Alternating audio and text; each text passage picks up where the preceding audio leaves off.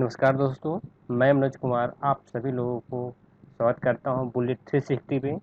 और आज मैं आप लोगों को आधुनिक भारत के बारे में बताने जा रहा हूं, जिसमें से सबसे मेन टॉपिक है यूरोपियन कंपनी का भारत में आगमन। एक कैसे यूरोपियन कंपनी जो भारत में आए, इसके बारे में आज हम लोग विस्तृत से जानेंगे।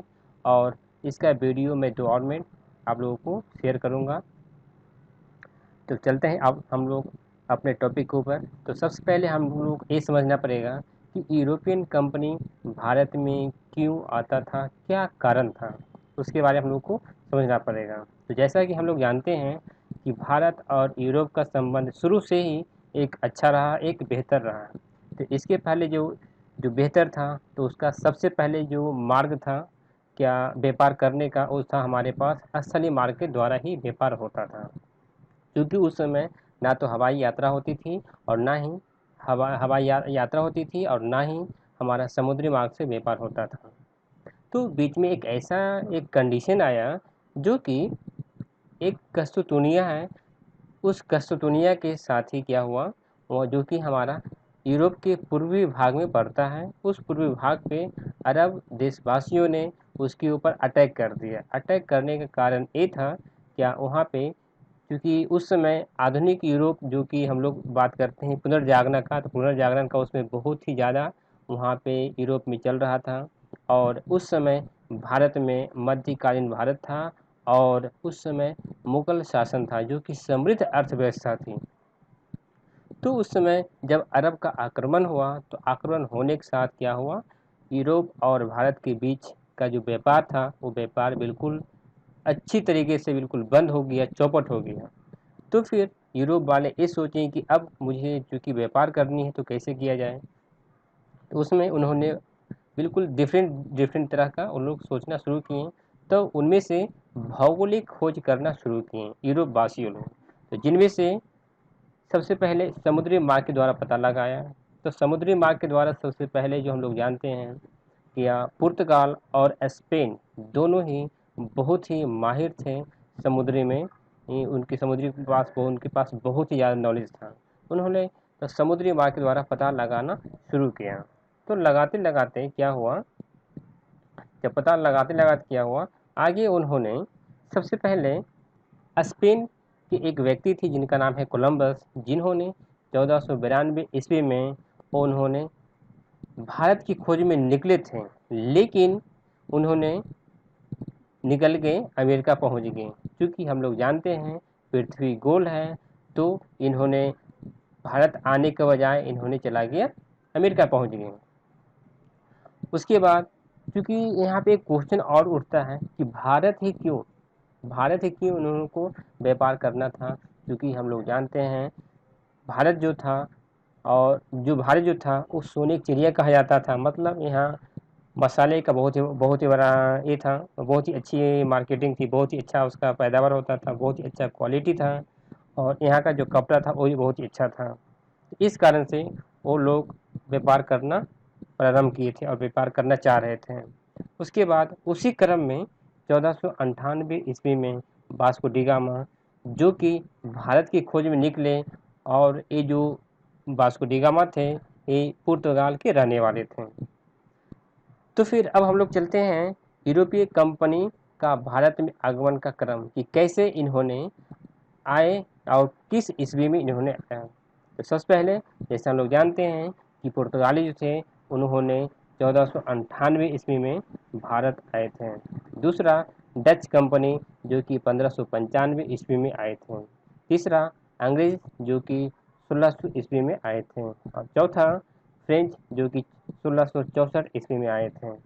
इनमें से पहला टॉपिक जो है पुर्तगाली, जो कि 17 मई 1498 ईस्वी में आए थे। जिनमें से पहला व्यक्ति जो थे वो वास्को डी गामा थे। और जब वास्को डी गामा चले थे तो कहाँ पे पहुँचे पहुँचे थे, सबसे पहला प्रश्न तो ये होता है। तो उनमें से वो पश्चिमी तट पर कालीकट बंदरगाह, जो कि केरल में पड़ता है, केरल राज्य में पड़ता है, वास्को डी गामा वहाँ पहुँचे। और जब वहाँ पहुँचे तो केरल का वहाँ के राजा थे जिनका नाम था राजा जमोरिन। तो उनका बहुत ही भव्य स्वागत किए। उसके बाद जब दूसरा होता है डच, तो डच 1595 ईस्वी में आए। और इन्होंने साउथ एशिया होती होती चली गई, इंडोनेशिया चले गए। तो इंडोनेशिया से उन्होंने बहुत सारा व्यापार करना शुरू किए, धीरे धीरे भारत की तरफ आए। तो फिर भारत की तरफ आते आते फिर यहाँ से भी उन्होंने व्यापार करना शुरू किया। जैसा कि मैं आप लोग के इसमें दिखा रहा हूँ ग्राफ में, इस मैप में आप देख रहे हैं क्या, इस्तांबुल जो है आप जो देख रहे हैं, इसी को कुस्तुनतुनिया बोला जाता था उस समय। और ये दोनों के बीच, क्योंकि ये जो आपका है, ये आपका यूरोप हो गया और ये आपका तुर्की का पार्ट है, मतलब एशिया का पार्ट है। तो इसमें दोनों चूंकि एक दूसरे से अटैच है लगभग, तो यहाँ से आने जाना क्रम जो लगा हुआ था, तो इसी बीच में यहाँ पे अटैक हुआ, जिस कारण से आने का जो उसका उनका जो रास्ता था बिल्कुल अवरुद्ध हो गया, वो बिल्कुल टूट ही चुका था, जिस कारण से वो लोग व्यापार नहीं कर पाते थे।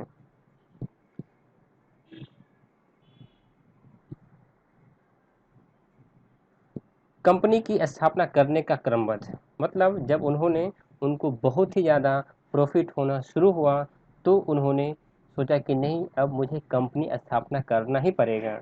जैसा कि हम लोग जानते हैं कि यदि आप कोई भी एक कंपनी खोलते हैं, तो यदि आपको अच्छा प्रॉफिट हो रहा है, तो आप कभी नहीं सोचेंगे कि मैं अपना कंपनी को बंद करके कुछ दूसरा कंपनी खोलें या फिर कुछ अलग काम करें। तो उसी के क्रम में सबसे पहले पुर्तगाली जो थे 17 मई 1498 ईस्वी में जो आए थे, उनका व्यापारिक कोठी सबसे पहले स्टार्ट जो किए 1503 ईस्वी में। जस्ट 1498 में आए थे और 1503 ईस्वी में उन्होंने स्टार्ट किया था, जो कि प्रथम किया था वो भी कोचिन में। दूसरा जो स्टार्ट किए थे दक्षिण पूर्वी तट पे, जिसको बोला जाता था शनथोमे। उसके बाद दूसरा जो कंपनी थी डच 1595 ईस्वी में आई थी, और मसूलीपट्टनम में इन्होंने अपना व्यापारिक कोठी स्टार्ट किया। और कौन सा साल, तो 1605 ईस्वी में। सेम इसी तरीके से जो तीसरा जो थी अंग्रेज 31 दिसंबर 1600 ईस्वी में, जिन्होंने 1608 ईस्वी में प्रारंभ किया था सूरत में, लेकिन किसी कारणवश उन्होंने 1608 ईस्वी में उस कंपनी को स्टार्ट नहीं हो पाया था, जिस कारण से उन्होंने 1611 ईस्वी में मसूलीपट्टनम में उन्होंने अपना व्यापारिक कोठी शुभारंभ किया, वहाँ से स्टार्ट हो गया। लेकिन जब 1611 ईस्वी में स्टार्ट हो गया, तो सेम 1613 ईस्वी में फिर से जो कंपनी नहीं स्टार्ट हो पाया था 1608 ईस्वी में, उसी कंपनी को 1613 ईस्वी में उन्होंने स्टार्ट किया। चौथा जो है फ्रेंच, जो कि 1664 ईस्वी में आए थे, और 1668 ईस्वी में इन्होंने सूरत में अपना व्यापारिक कोठी का शुभ आरंभ किया। अब चलते हैं थोड़ा डिटेल में। तो सबसे पहले पुर्तगाली जो है, उन्होंने 17 मई 1498 ईस्वी को जो आए थे वास्को डी गामा, तो केरल के कोचिन तट पे आए थे और पश्चिमी तट पे, जिसको कालीकट बंदरगाह बोला जाता है। उनमें से 1505 ईस्वी में फ्रांसिस्को द अल्मेडा आए थे, वो भी प्रथम पुर्तगाली वायसराय बन करके, और इन्हीं के शासनकाल में ब्लू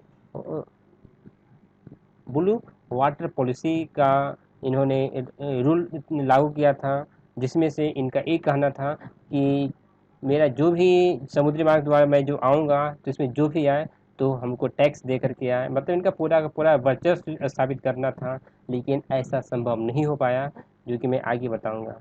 तो फिर 1509 ईस्वी में अल्फांसो द अल्बुकर्क, जो कि भारत में पुर्तगाली वायसराय बना। आप देख रहे हैं 1505 ईस्वी में जिन्होंने वो बन करके आए थे, लेकिन 1509 ईस्वी में अल्फांसो द अल्बुकर्क को यहाँ सिर्फ भारत में ही इनको बनाया गया था।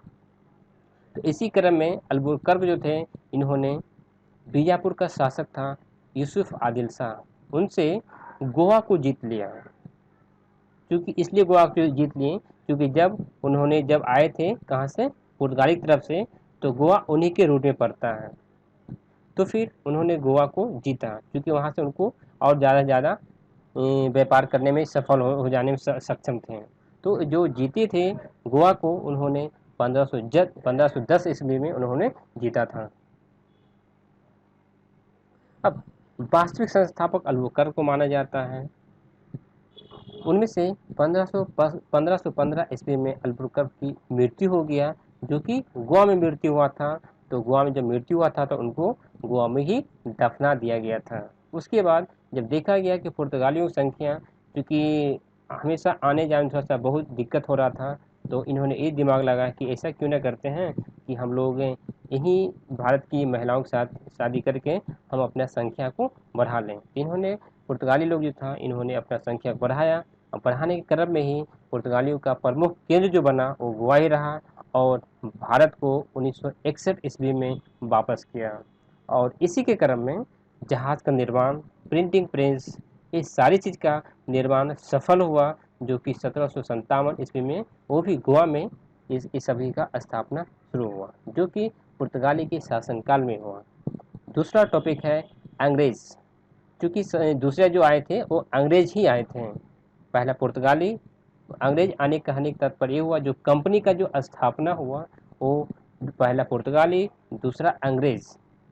तो दूसरा अंग्रेज जो आए थे तो 31 दिसंबर 1600 ईस्वी में आए थे, और इसी को ब्रिटिश ईस्ट इंडिया कंपनी के नाम से जाना जाता है, जिनमें से महारानी एलिजाबेथ प्रथम, जिन्होंने घोषणा की क्या आप जाइए और वहाँ से आप लोग ये अपना व्यापार करना प्रारंभ कीजिए, जिनमें से प्रारंभ में 15 वर्ष के लिए ही व्यापार करने की अनुमति दिया गया था, जो कि भारत के शासक ने दिया था, जिनमें से लेकिन 20 वर्ष और बढ़ा दिया गया, 15 वर्ष के बजाय 20 वर्ष बढ़ा दिया गया, जिसमें वहाँ के जो शासक थे, जो राजा थे, कहाँ का, ब्रिटिश ईस्ट इंडिया कंपनी के, जिनका नाम है जेम्स प्रथम, उन्हीं के शासनकाल में 1608 ईस्वी में कैप्टन हॉकिंस, जो कि जहांगीर के दरबार में आए थे, और इनको दिया गया था कि ठीक है आप लोग अपना व्यापारिक कोठी को खोलना शुरू कीजिए, जिनमें से सबसे पहले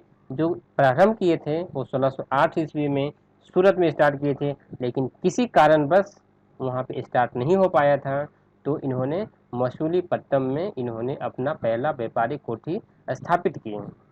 इसी स्थापित करने के क्रम में जो 1608 ईस्वी में जो नहीं स्टार्ट हो पाया था सूरत में, उन्होंने 1613 ईस्वी में गुजरात में सेम उसी कंपनी को उन्होंने स्थापित करने में सफल हुए।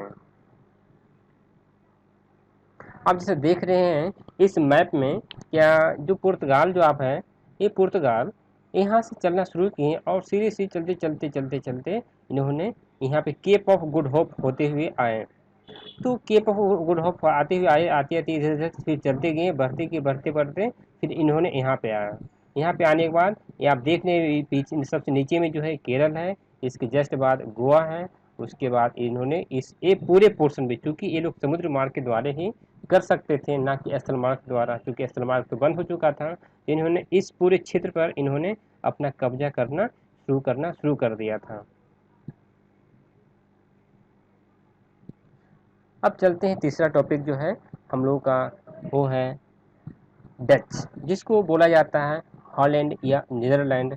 इस हॉलैंड और नीदरलैंड में अपना देखेंगे कि कंपनी बनाने जो आया था, कंपनी बनाने जो ये लोग आए थे 1602 ईस्वी में आए थे, जो कि पहला यात्री थे कार्नलिस द हस्तमान, जिन्होंने सबसे पहले मसूलीपट्टनम में 1605 ईस्वी में अपना प्रथम व्यापारिक कोठी स्थापित किए, और दूसरा पुलिकट में। सेम इसी तरह से आगे बढ़ते गए, उसके बाद डच का पतन होना शुरू हुआ। कैसे?